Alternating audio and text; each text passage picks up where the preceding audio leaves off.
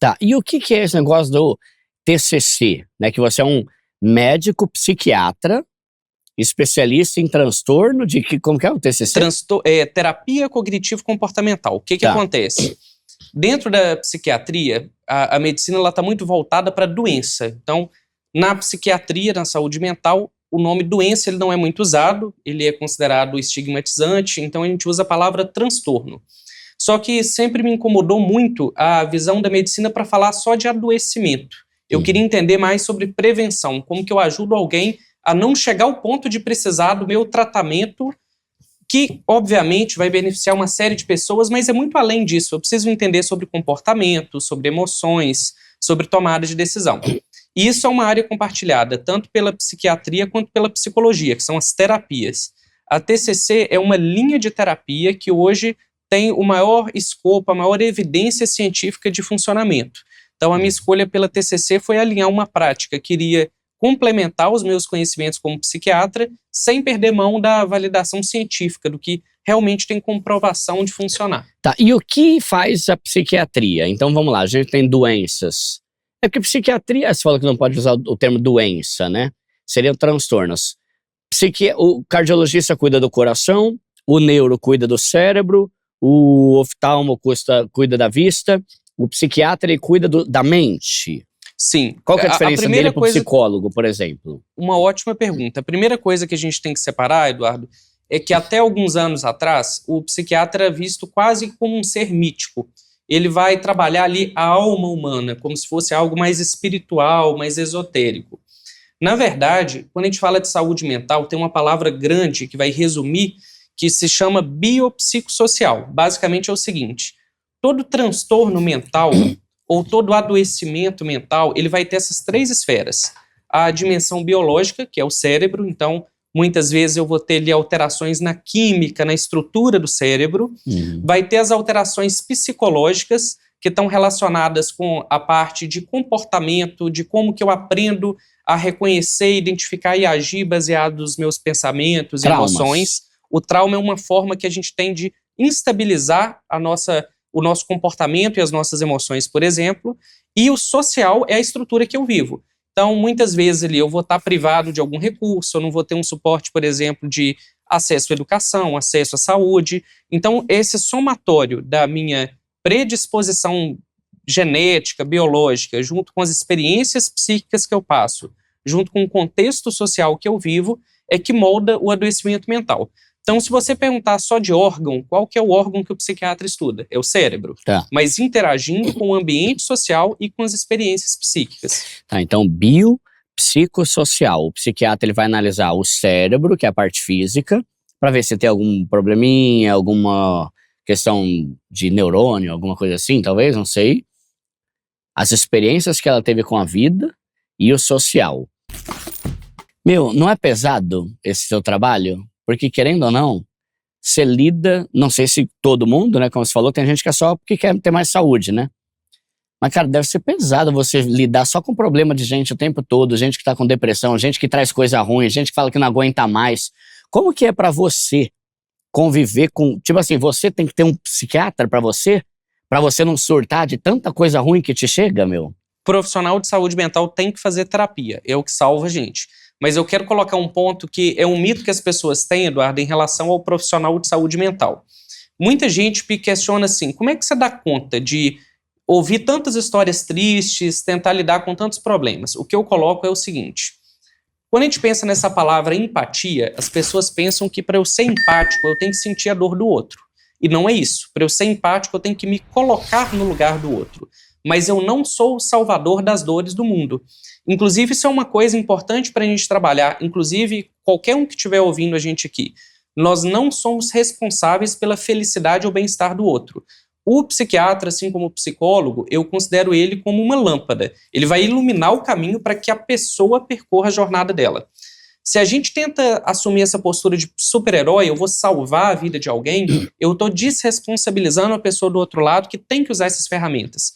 Por exemplo, imagina que você tem um problema com álcool e tá lá sua família tentando de tudo, eu tentando de tudo, o psicólogo fazendo o que ele pode. Mas o paciente ele não deseja se tratar, talvez ele já foi até internado, sai da internação, volta a beber. eu preciso aguentar minha finitude. Eu não sou o único responsável pelo sucesso do tratamento. Então a gente tem que fazer um trabalho de ajuste de expectativa. Eu tô lá para oferecer os recursos para que essa pessoa tenha uma vida melhor. Mas entre ela ficar bem e eu oferecer os recursos, também tem as ferramentas que ela vai precisar aplicar e que ninguém pode fazer isso por ela. Tá. E qual que é a diferença do psicólogo para o psiquiatra? Isso é uma ótima pergunta, porque muita gente me fala o seguinte: eu estou me sentindo mal emocionalmente, será que eu procuro primeiro o psicólogo ou primeiro o psiquiatra? Então, a primeira diferenciação, Eduardo, é que o psicólogo, ele não trata só transtorno. Eu posso procurar um psicólogo porque eu quero me conhecer melhor, eu quero aprender a colocar limites, eu quero entender mais as minhas emoções. Então, o psicólogo, ele não necessariamente vai ser um recurso para alguém que está adoecido mentalmente. Talvez seja alguém que simplesmente quer ampliar ali as suas ferramentas de inteligência emocional. Tá. E ele também vai fazer tratamentos através das terapias. Uma dessas terapias é a que eu fiz, que é a terapia cognitivo-comportamental, que vai colocar ali uma série de ferramentas, tanto para ajudar a pessoa a entender os próprios pensamentos e emoções, quanto ferramentas de comportamento, de mudança de atitude. Já o psiquiatra, ele vai fazer a identificação de transtornos mentais e, quando é indicado, ele vai prescrever medicamentos para que essas pessoas façam um tratamento. Muita gente me pergunta o seguinte... Psicólogo também receita médico? Não. Remédio? Porque para receitar medicação você precisa ser médico. E o psiquiatra é o médico com formação em saúde mental. Só que muita gente tem essa dúvida comigo, do tipo, se eu passar no psiquiatra significa que eu vou tomar remédio? E a resposta é não. Por exemplo, transtornos de personalidade. Então, transtorno de personalidade narcisista, borderline, pacientes que estão com queixas pontuais como luto. Então, eu tive uma perda de um ente querido, eu estou passando ali por um término de um relacionamento. São condições que não são tratáveis com medicação via de regra. Tá. Então, muitas vezes o paciente vai até chegar até mim, mas eu vou encaminhar ele para um psicólogo ou vou fazer a psicoterapia com esse paciente, que o psiquiatra também está habilitado. Tá, é porque na minha cabeça, né, como leigo, né, dá a impressão assim, se tá leve, vai no psicólogo, se o bagulho é grave, vai no psiquiatra. Sabe? E já começa a dar até uma sensação, sabe aquele preconceito? Tipo assim, psicólogo todo mundo faz, tal. Agora, se é psiquiatra, que o cara tá problemático mesmo, né?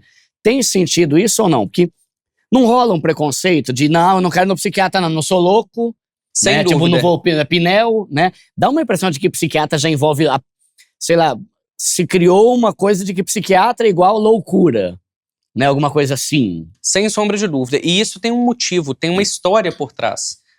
Desde a época ali dos manicômios, o que a gente via era a extrema ponta do iceberg, em que a pessoa estava numa crise tão profunda que muitas vezes ela rompia a noção de realidade, que é o que a gente chama de surto ou sintoma psicótico. Realmente isso é um dos campos que o psiquiatra atende.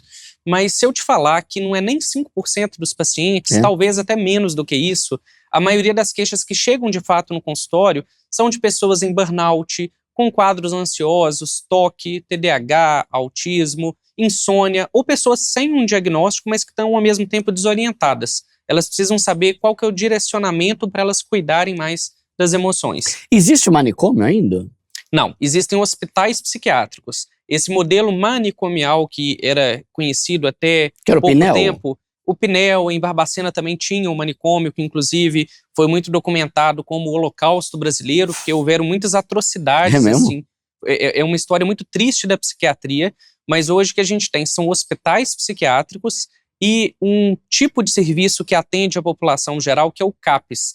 CAPS é o Centro de Atenção Psicossocial. É como se fosse o posto de saúde específico para tratar a saúde mental. Tipo um SUS, tipo coisa do SUS? Ele é do SUS. Só que o que acontece? No SUS existem algumas portas de entrada. Se eu estou, por exemplo, com uma urgência física, por exemplo, uma suspeita que eu estou infartando, eu tive uma fratura, eu acho que eu estou com um AVC, eu vou para a UPA, que é a Unidade de Pronto Atendimento.